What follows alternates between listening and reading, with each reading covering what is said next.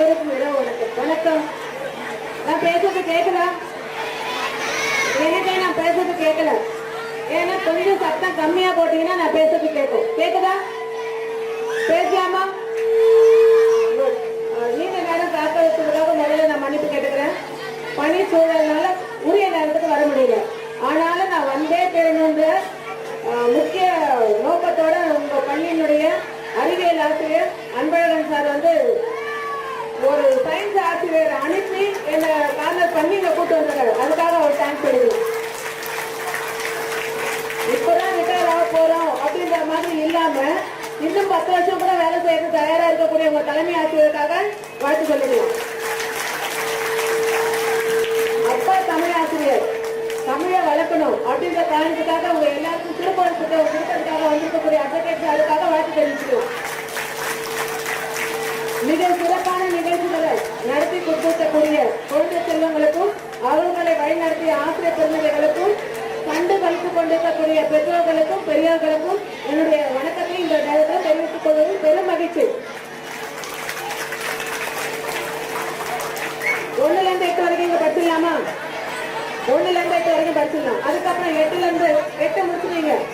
9, 10, 11, 12 இந்த 4 வருஷத்தையும் நாம என்ன பண்ணலாம்? இங்க இருக்கக்கூடிய அரசு பெண்கள் மேல்நிலை பள்ளியிலோ அல்லது அரசு ஆண்கள் மேல்நிலை பள்ளியிலோ நம்முடைய கல்வியை தொடரலாம். இப்படி ஒரு அருமையான வாய்ப்பு. அதுக்கு முன்னாடி எல்கேஜி, யூகேஜி இந்த 2 வருஷம் கிளாஸ்ல நாம என்ன பண்றோம்? அடிப்படையும் ஆரம்ப கல்வியா நாம விதைய விதைக்கிறோம். ஒரு விதை விருட்சமாகுது அப்படின்னா நல்ல மண் இருக்கணும், நல்ல சூழல் இருக்கணும், நல்ல நீர் வசதி இருக்கணும், அதுக்கடுத்து நல்ல சூரிய ஒளி இருக்கணும். இந்த 4 கேரக்டர் இருந்தா மட்டும்தான் என்ன பண்ண முடியும்? அந்த விதை விருட்சமா மாறும். விதை கண்ணுக்கு தெரியாது, ஆனா மரம் கண்ணுக்கு தெரியும். மரத்தில் இருக்கக்கூடிய பூவும் காயும் கனியும் கண்ணுக்கு தெரியும். விதைத்தவன் உறங்கலாம், ஆனா விதைகள் எப்பவும் உறங்காது.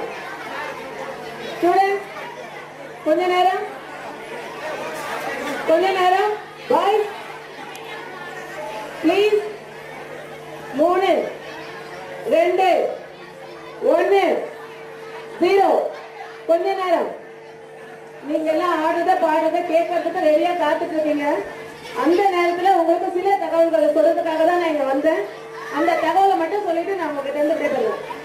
நான் 8ஆம் கிளாஸ் வரைக்கும் இந்த இடத்துல அடிப்படை கல்வி ஆரம்ப கல்வியை நீங்க வந்து சிறப்பா பெறலாம்னு சொல்லியிருந்தேன். அந்த கல்வியினுடைய சிறப்பு என்னன்னு பாத்தீங்கன்னா, இப்போ உங்களுக்கு மிக எளிமையா அடிப்படை அப்படின்னு சொல்லும் போது 4, 5 வகுப்புல நல்ல வாசிக்க எழுதுறதுக்கு தெரிஞ்சது அப்படின்னா 6ஆம் வகுப்புல இருந்து பாடம் சார்ந்த செயல்பாடுகளை இன்னும் சிறப்பா படிக்கிறதுக்கோ பொருளை புரிவதற்கோ வசதி வாய்ப்புகள் அதிகம். இதெல்லாம் நம்ம படிக்கிறதுனால என்ன கிடைக்கும் அப்படின்னு பாத்தீங்கன்னா, ஏற்கனவே அன்பழகன் சார் சொல்லியிருந்தாரு. இந்த திருக்குறள் புத்தகத்தை கொடுத்துருக்காங்க. சாதாரண பிளேயர்ல வந்து திருக்குறள் சொல்லுவாங்க குழந்தைங்க குரல் சொல்லும் பொழுது எப்படி சொல்ல வைக்கணும் அப்படின்னா, குரலினுடைய அதிகாரத்தை சொன்னா சொல்லணும். இப்ப நான் ஒரே ஒரு கேள்வி கேட்கிறேன், ஒரே ஒரு கேள்வி. அந்த கேள்விக்கு யாராவது பதில் சொன்னா எனக்கு சிறப்பா இருக்கும். 40வது அதிகாரத்தின் பெயர் என்ன? ஏன் சொல்லு. 400வது குறள் சொல்லு.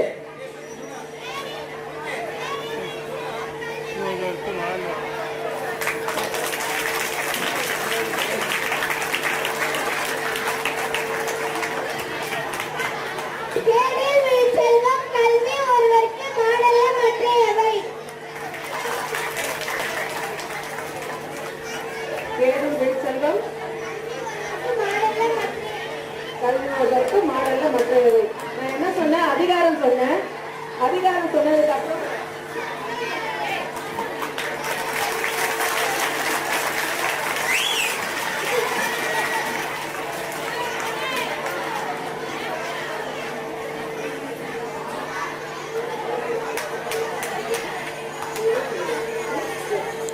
ஏற்கனவே நான் ஒரு ப்ரோக்ராம்ல சார் அந்த ப்ரோக்ராம் அட்டெண்ட் பண்ணியிருந்தாரு. பட் ஸ்டூடெண்ட்ஸுக்கு எப்படி படிக்க வைக்கணும்னு சொல்லியிருந்தேன்.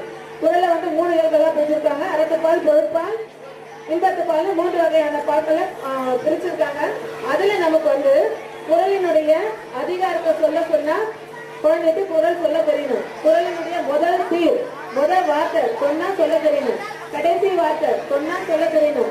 அதுக்கடுத்து குரலை சொன்னா பொருளை சொல்ல தெரியணும். இப்படி எப்படி கேட்டாலும் சொல்றதுக்கு தகுதி ஆயிட்டான் அப்படின்னா அவனுக்கு திருக்குறள் பேரவை அப்படிங்கிற அமைப்பு 15,000 ரூபாய் பரிசு கொடுக்குது. அதுக்கு முன்னாடி 25,000 கொடுத்துருக்குது. நிறைய குழந்தைங்க பிராக்டிஸ் பண்ணிருக்கனால 15,000 ரூபாய் நமக்கு பிரைஸ் கொடுக்க தயாரா காத்துட்டு இருக்காங்க. வெறும் 15,000 முடியுது அப்படின்னா இல்ல, அதுக்கடுத்து 6ல இருந்து காலேஜ் போற வரைக்கும், காலேஜ் போனதுக்கு அப்புறம் வேலைக்கு போற வரைக்கும் கூட ஒவ்வொரு வருஷமும் ஜனவரி மாதம் திருப்பதி அந்த போட்டிகள் நடக்கும். அப்ப அந்த போட்டிகள்ல கலந்து இவங்க பரிசு வாங்குறதுக்கான வாய்ப்புகள் அதிகம் இருக்குது. இது ஒரு பாயிண்ட். 4வது 5வது படிக்கிற குழந்தைங்களோட பெற்றோர்கள் இருந்தா கேட்டுக்கோங்க. 2வது பாயிண்ட், 4வது படிக்கிற குழந்தை இருக்கலாம், இப்ப 5வது போகணும்.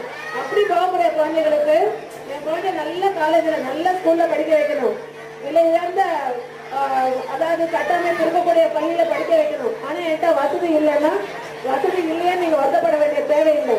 என்ன பண்ணா உங்க குழந்தைய அது மாதிரி படிக்க வைக்க முடியும்னா, 4ஆம் வகுப்பு பாடத்தையும் 5ஆம் வகுப்புல காலாண்டு அரையாண்டு இந்த பாடங்களை வரைக்கும் நீங்க நல்லா படிக்க வச்சீங்கன்னா, வித்யா கியான் அப்படிங்கிற ஒரு அமைப்பு, சிவநாடா ஃபவுண்டேஷன் அப்படிங்கிறவங்க என்ன பண்றாங்க, ஒரு தேர்வு வைக்கிறாங்க.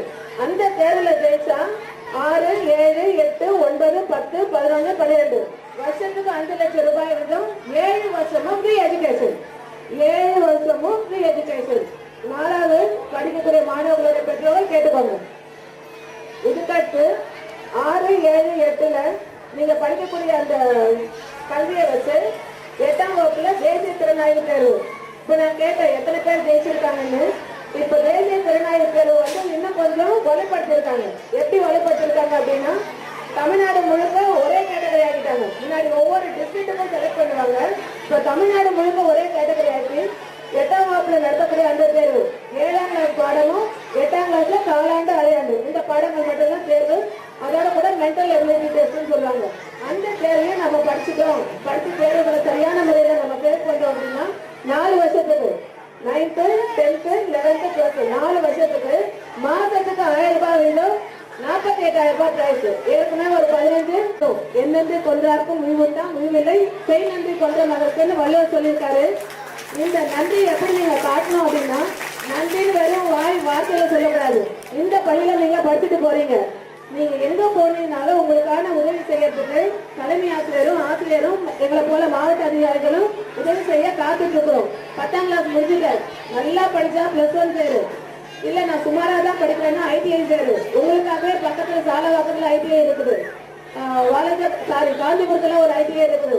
அதுக்கடுத்தது செங்கல்பட்டு உங்களுக்கு பக்கமா இருக்கு கவர்மெண்ட் ITI இருக்குது. எந்த நிறுவனத்துல சேர்ந்தீங்கனாலும் அரசு துறை நிறுவனத்துல சேர்ந்தீங்கன்னா அவ்வளவு பெனிஃபிட்ஸ் உங்களுக்கு இருக்குது. அதுக்கு அடுத்ததாக இது எல்லாம் இருக்குது. குழந்தைக்கு வந்து அப்பா கிடையாது, இல்ல அம்மா கிடையாது, இல்ல அப்பா அம்மா 2 பேருமே கிடையாது, நான் தாத்தா பாட்டி வீட்டுல வளர்றேன், சித்தப்பா பெரியப்பா வீட்டுல வளர்றேன் அப்படின்னு இருக்கக்கூடிய குழந்தைகளுக்கு எத்தனை குழந்தையா இருந்தாலும் சரி அன்பு தரங்கள் அப்படிங்கிற அமைப்புல ஒரு குழந்தைக்கு 4,000 ரூபாய் தராங்க. ஒரு குழந்தைக்கு 4,000 ரூபாய் தராங்க. ஒருவேளை அதிகமா இருக்கக்கூடிய குழந்தைங்களுக்கு வந்து ஸ்காலர்ஷிப் தரணும் அப்படின்னா எத்தனை குழந்தைகள் இருக்காங்க, முதல் குழந்தைகளுக்கு 4,000, அடுத்த குழந்தைகளுக்கு 2,000 ரூபாய் ஸ்காலர்ஷிப் தராங்க. இதெல்லாம் எதுக்கு தராங்கன்னா, குழந்தை மாடல் ஸ்கூல் ஒரு ஸ்கூல் இருக்குமா, மாதிரி பள்ளி ஒரு டிஸ்ட்ரிக்ட்டுக்கு ஒரு ஸ்கூல் தான். நல்லா கவனிச்சுக்கோங்க, ஒரு டிஸ்ட்ரிக்ட்டுக்கு ஒரு ஸ்கூல் தான் இருக்கும். அந்த டிஸ்ட்ரிக்ட்டுக்கு ஒரு ஸ்கூல்ல 8ஆம் கிளாஸ் படிக்கக்கூடிய பசங்களுக்கு டெஸ்ட் வைப்பாங்க. அது 6, 7, 8 எல்லாத்துக்குமே கம்ப்யூட்டர் டெஸ்ட் தான் வைப்பாங்க. அதுல நல்ல மார்க் வாங்கக்கூடிய ஸ்டூடெண்ட்ஸை செலக்ட் பண்ணி மாதிரி பள்ளியில மாணவர்களை சேர்ப்பாங்க. இந்த மாடல் ஸ்கூல் அப்படிங்கிறது என்னன்னு பாத்தீங்கன்னா, இங்க நமக்கு இருக்கிற மாதிரி பள்ளி அந்த மாதிரி கிடையாது.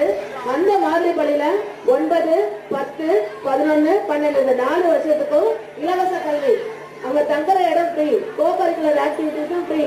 நீ டாக்டருக்கு படிக்கிறியா, என்ஜினியருக்கு படிக்கிறியா, இல்ல வக்கீலாக்க படிக்கிறியா, இல்ல காலேஜ்ல நீ போய் படிக்க போறியா, நீ என்ன படிக்கணும்னாலும் கோச்சிங் கிளாஸ் லட்சக்கணக்கான காசு வெளியில செலவாகும். ஒரே 1 ரூபாய் செலவு இல்லாம அரசு இலவசமா கொடுக்கறத காத்துட்டு இருக்குது. அப்ப அரசு கொடுக்கக்கூடிய அத்தனை நலத்திட்டங்களையும் நாம பெறணும் அப்படின்னா அரசு பள்ளியில அவங்க குழந்தைங்களை சேர்க்கணும். அரசு பள்ளியில தமிழ் மீடியத்துல சேர்த்தீங்கன்னா ஒரு வேலைக்கு 100 பேர் எடுக்கிறாங்கன்னா 20 பேர் தமிழ் மீடியத்துல படிச்ச பசங்களுக்கு மட்டுமே, மீதி இருக்கக்கூடியது மற்ற பசங்களுக்கு. அப்ப தமிழால நம்ம வாழ்வோம், தமிழை நாம் வளர்ப்போம். வாழ்க வளமுடன்.